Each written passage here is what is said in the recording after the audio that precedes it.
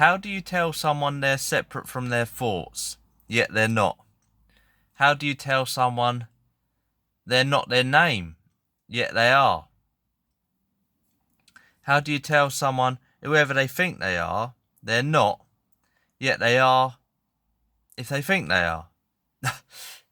And we're going to go into all of that within these next few videos. I'm going to do them in 10-minute parts. And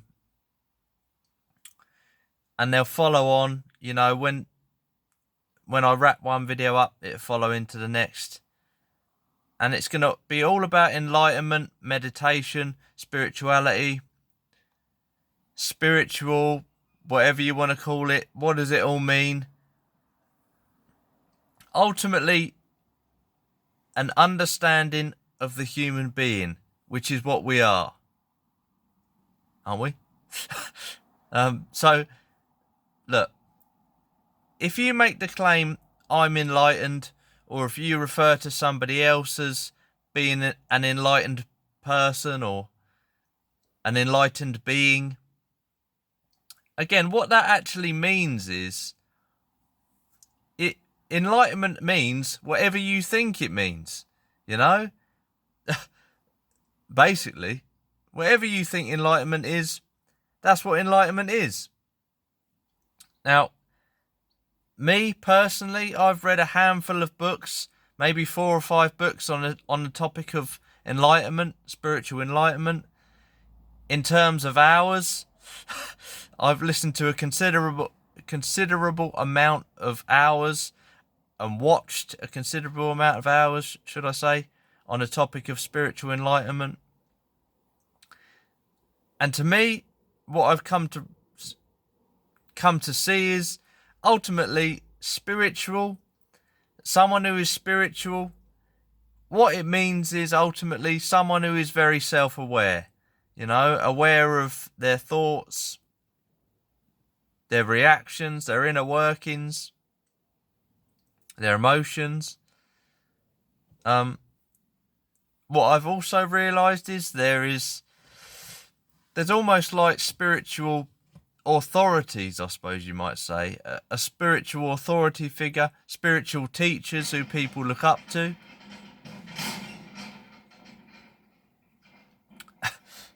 And all these spiritual teachers have different viewpoints, different terminology, different words they use to describe the state of being aware, ultimately.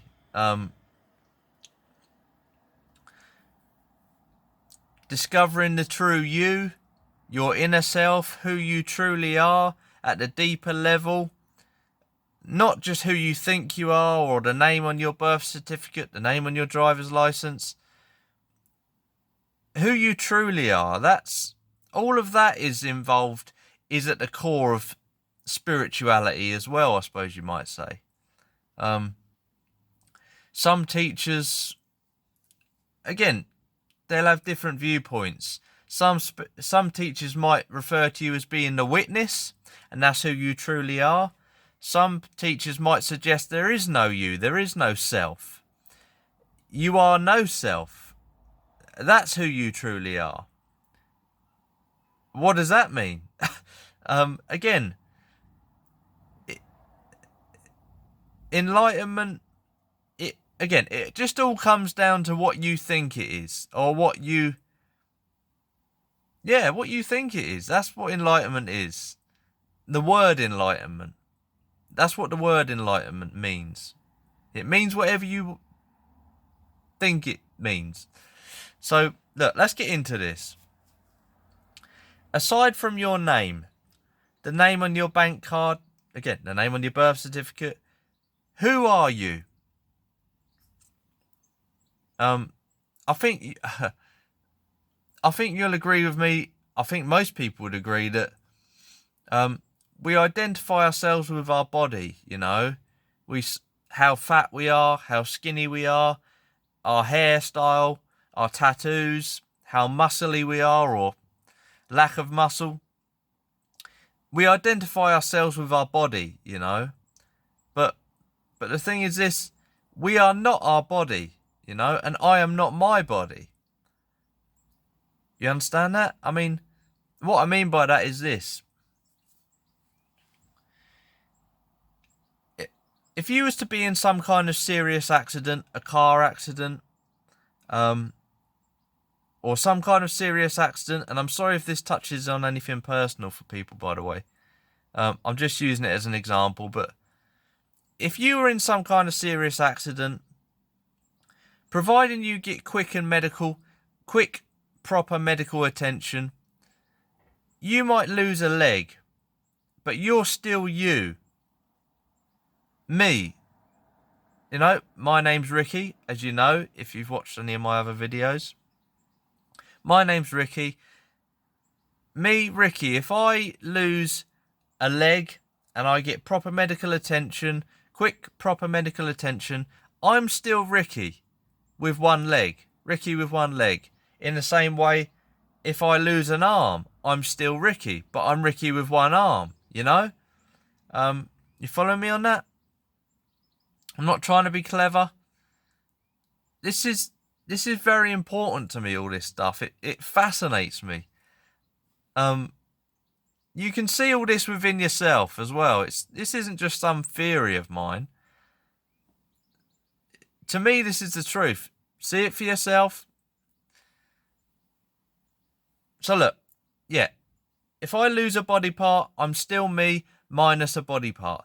If I lose my mind, if my brain, in other words, becomes damaged, then there's no me. Then I'm gone. There is no Ricky if the brain is gone, you know. Everything which makes you you, everything which makes me me, is within my mind. In fact, everything which I am my mind, you know, and that's not something we're used to saying. That's unusual to say that, but you are your mind, you know. Everything which makes you you is your mind and within your mind, but ultimately is your mind itself. Look, I'm not a brain specialist, but the brain is located within your head. Would you agree with that? I think we all know that. And the mind is located within the brain. And the mind is the sensory perceiver, you know. The perceiver of the senses. Sight, sound, touch, taste, smell, you know. Your eyes, for example. When the eyes are open, vision comes in, and it's the mind behind the eyes which perceives the vision.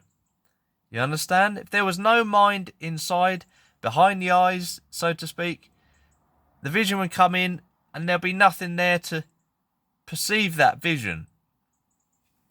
You following me? So if someone removed your brain, your mind, the body would just fall to the floor. And the body, whilst on the floor, the eyes might remain open. You know, the ears are still there. But because there's no brain, there's no mind inside that body,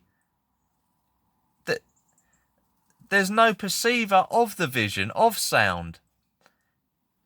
You understand? So you are your mind.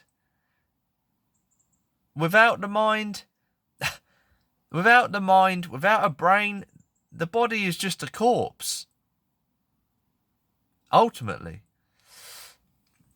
As morbid as that sounds, you know.